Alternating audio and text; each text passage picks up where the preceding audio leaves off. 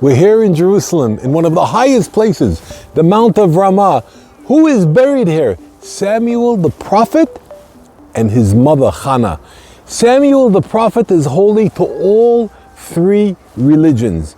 Samuel the prophet's mother, Hannah, could not have children. She was barren. Her husband, Elkanah, had 7 children with his other wife, Peninnah. Hannah goes to him and tells him, life is so bitter because I don't have children.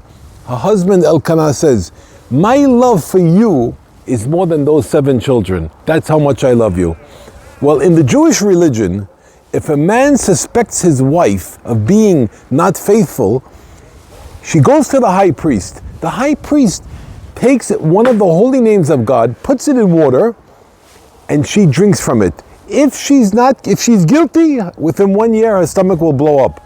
If she's not guilty, God will reward her with a son. So Hannah goes into the Holy of Holies and she tells God, I'm going to do that. If you don't give me a child, I'm going to make believe that I had an affair and my husband's going to suspect me. And you know what, God? According to your rules, you're going to be forced to give me a son. Eli HaKohen, the high priest, heard her talking. He thought she was drunk. Who is this woman talking like that?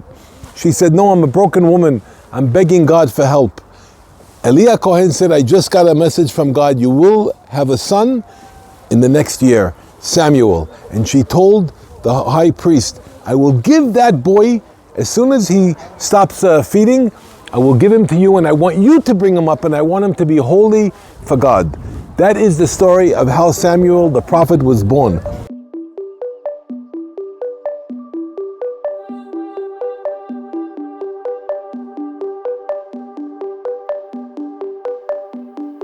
And so, when Samuel was now living and preparing to become the prophet, he heard a voice and he told his master, the high priest, Eli HaKohen. He said, yes, I'm here. Eli HaKohen said, I didn't call you. Go back to sleep. It happened again. He said to Eli HaKohen, yes, my master. Eli HaKohen said, it wasn't me that said that.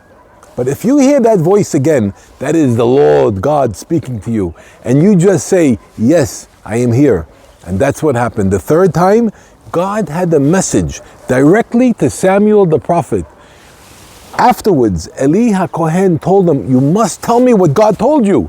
But Samuel did not want to tell him because God told him that Eli HaKohen was going to be punished because he had 2 sons that did not follow in the holy way. And Samuel was embarrassed. How can I tell him? But Eli HaKohen said, you have to tell me. It's okay. And he told him the story.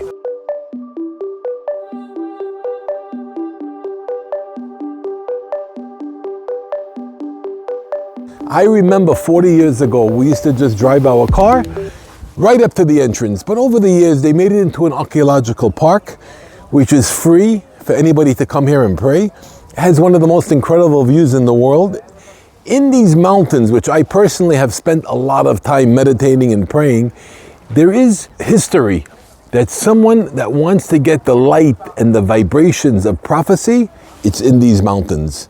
So it's a very, very holy, meditative, spiritual place. As a matter of fact, Samuel, the prophet, told King David that the real place of the temple should be right over here.